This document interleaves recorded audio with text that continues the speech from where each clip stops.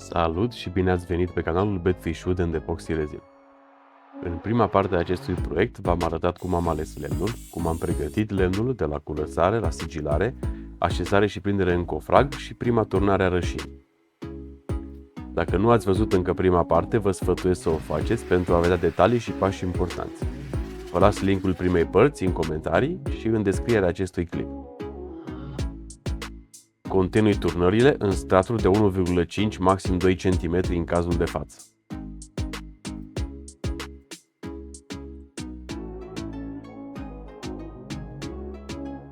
Apropo de asta, voi ce rășini folosiți în proiectele voastre? Lăsați în comentarii marca și eventual caracteristicile acestuia, cum ar fi cât turnați pe strat, etc. M-aș bucura să putem discuta pe aspectul acesta. Eu cu siguranță o să răspund cu plăcere tuturor mesajelor pe care le lăsați.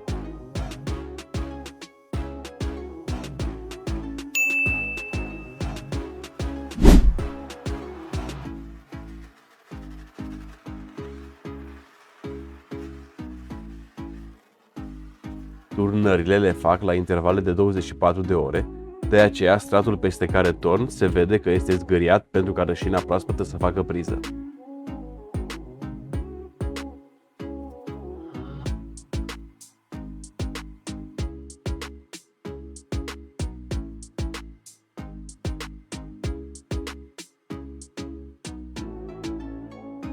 Folosesc nelipsita torță pentru a elimina bulele care se formează în momentul turnării, bulele de la suprafața rășinii.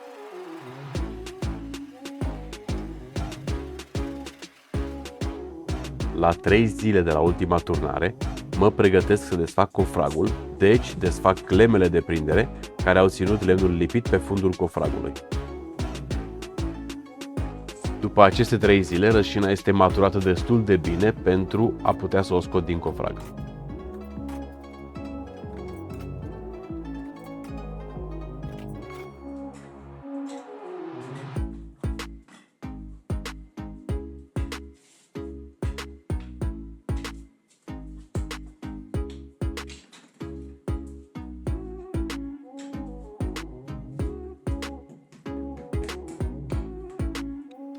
Desfac holșuruburile care au fixat pereții cofragului.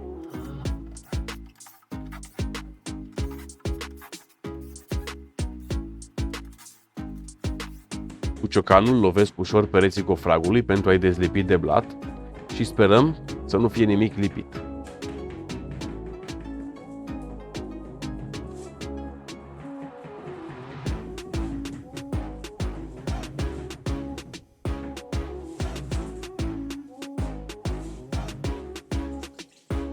Înlătur rând pe rând lateralele, care după cum se vede nu sunt lipite, deci cofragul a fost pregătit perfect înaintea turnării.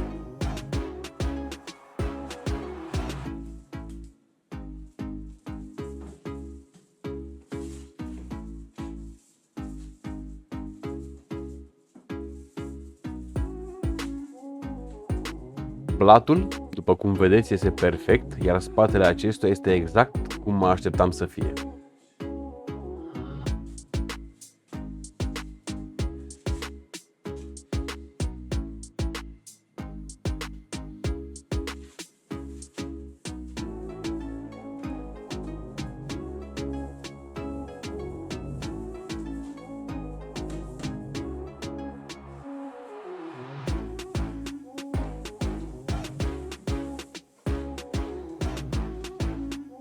La 5 zile de la ultima turnare, blatul este așezat pe masă de la CNC pentru a începe planarea.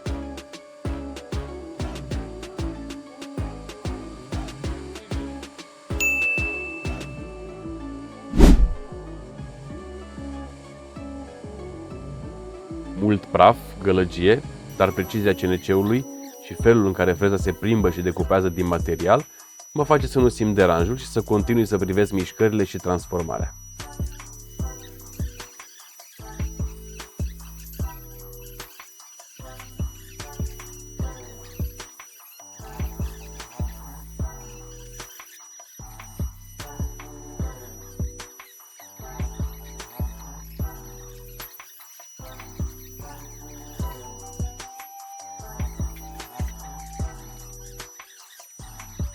Odată terminată planarea, tai marginile blatului, după ce am măsurat exact în prealabil.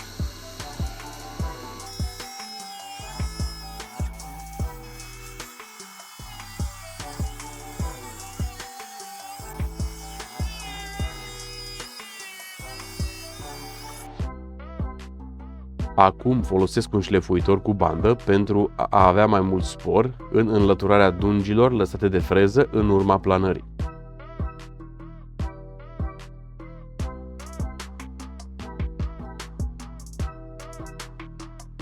Acest lucru îl fac pe ambele părți ale blatului.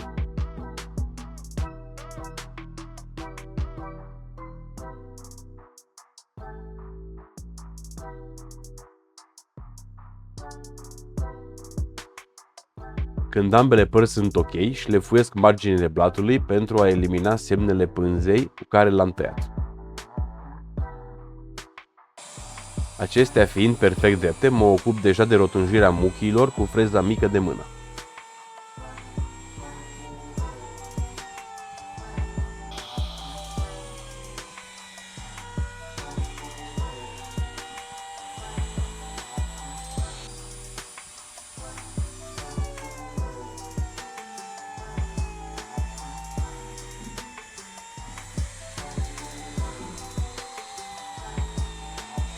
Pregătesc discurile cu care o să șlefuiesc blatul mesii, începând cu o granulație mare, de la 60, până la o granulație finală, de 220 în cazul de față.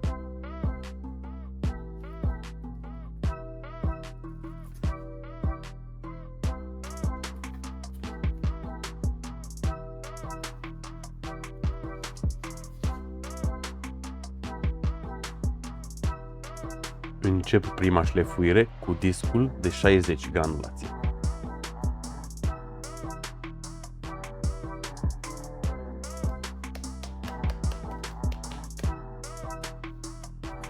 Folosesc o lampă LED pentru a fi sigur că elimin toate zgârieturile lăsate de șlefuitorul cu bandă.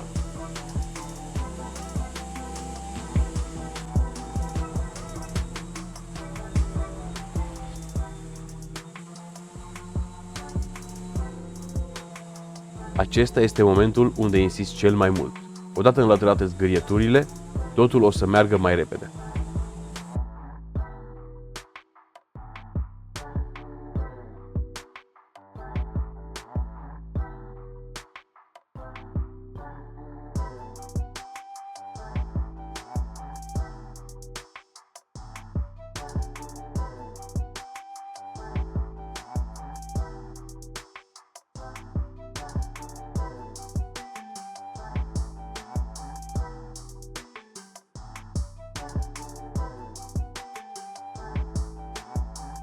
Ca de obicei, de fiecare dată înainte să schimb granulația, folosesc apa.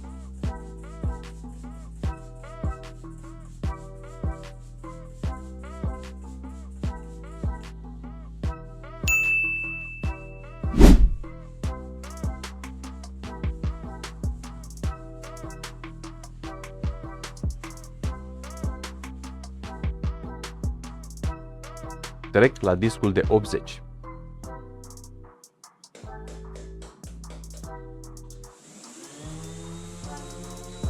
În timp ce priviți cum șlefuiesc, vă reamintesc să vă abonați la canal dacă vreți să vedeți și alte clipuri ca acesta, să dați like clipului, să intrați să le vedeți și pe celelalte, dacă nu le-ați văzut încă, și nu în ultimul rând să apăsați clopoțelul pentru a primi notificări când postez câte un clip.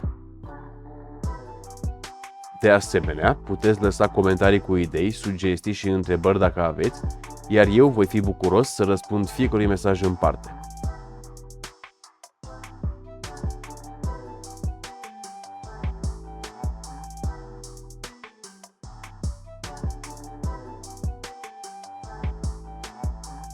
După cum vedeți, șlefuiesc orizontal și vertical pentru a lăsa suprafața cât mai fină.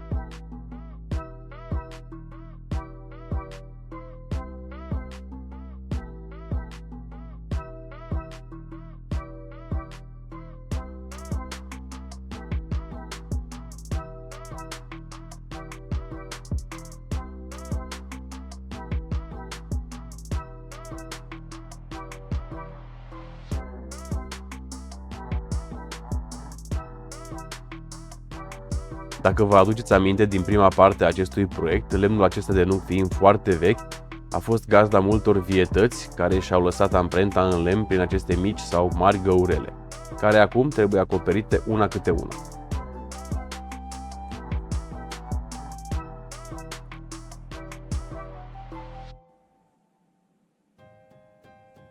Înarmat cu răbdare și muzică bună, în căști, acopăr una câte una toate găurelele care în cazul de față sunt chiar multe.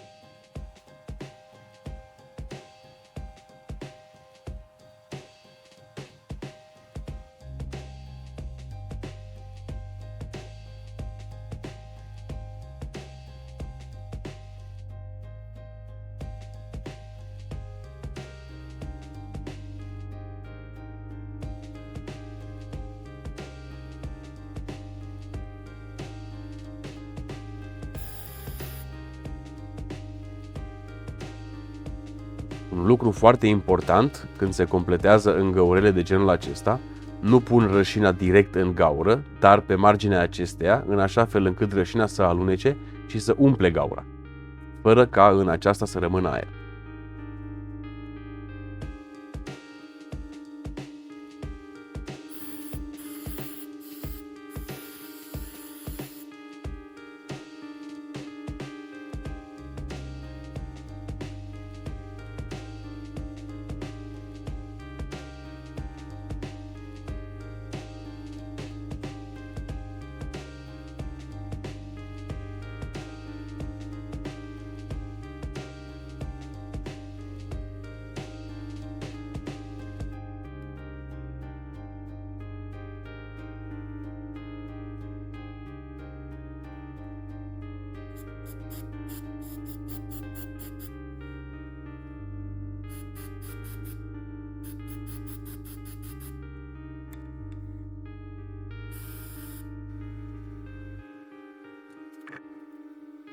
Lampa LED mă ajută să văd dacă am sărit peste vreo mică găurică.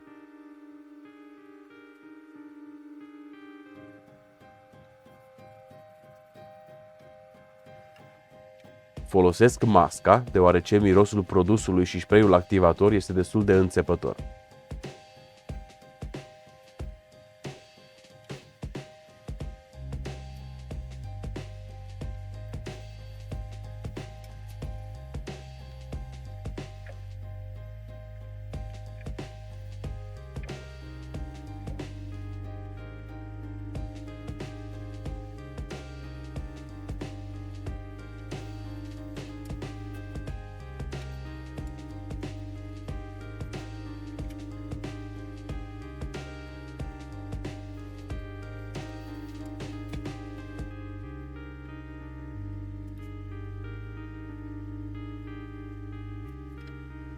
Când am terminat de acoperit toate găurele, șlefuiesc bine pentru a aduce tot ce am completat la nivel.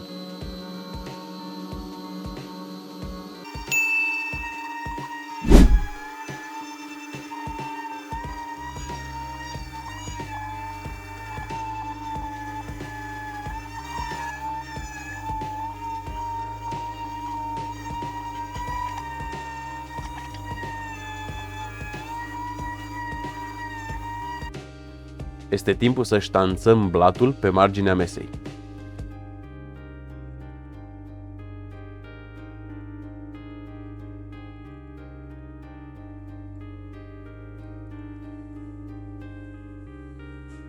După ce am finisat blatul mesei până la cea mai fină granulație, aplic uleiul, același Rubio Monocat, care oferă o protecție extraordinară lemnului și o strălucire ușor sidefată chiar și rășinii.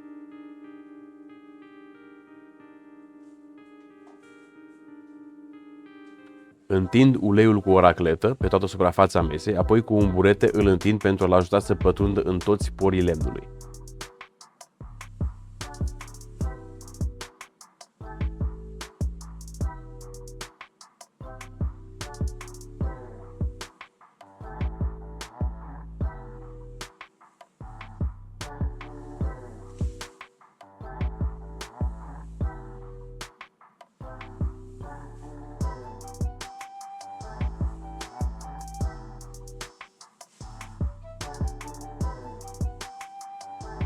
Voi ce folosiți la final? Ulei, rășină, lac? Lăsați în comentariu și de ce folosiți acest produs.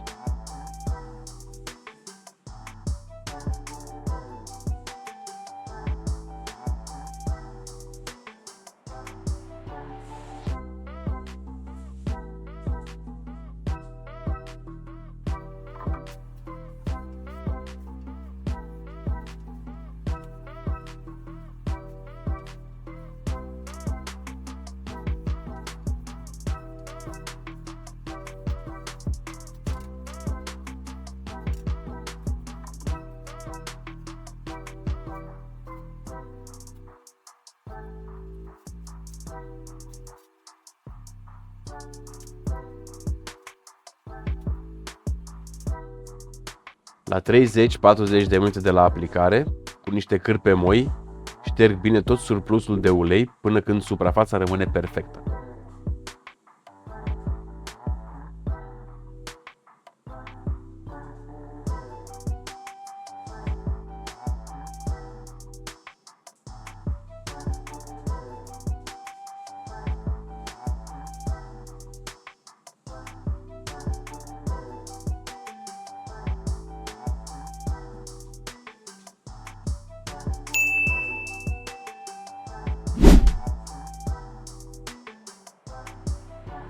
Aplic în aceeași măsură uleiul și pe spatele blatului.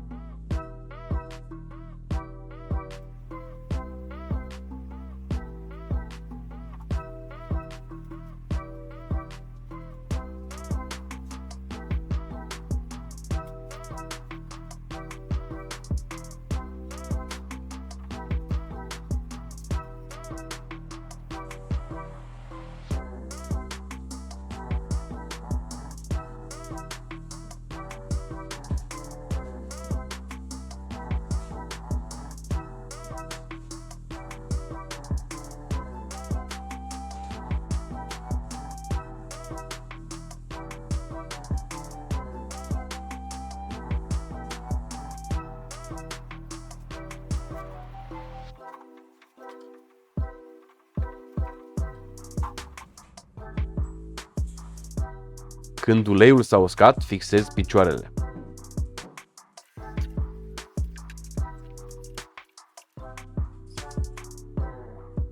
Prima dată punctez unde vor veni șuruburile, apoi găuresc locul pentru a băga mai apoi în aceste găuri niște bucși filetate în care o să strâng șuruburile.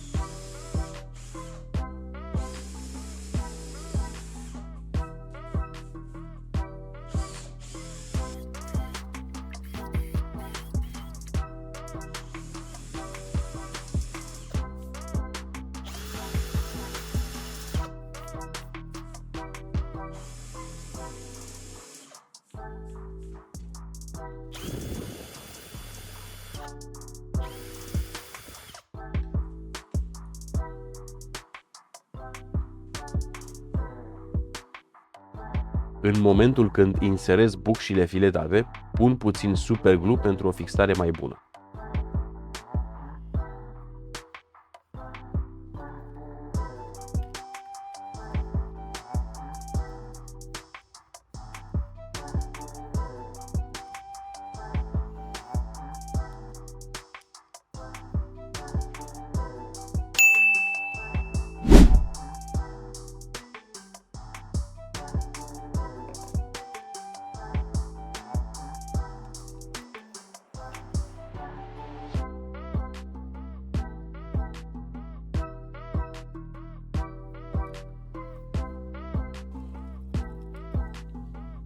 Odată fixate aceste bucși, fixăm picioarele și masa noastră este gata de livrare. Acesta este rezultatul final.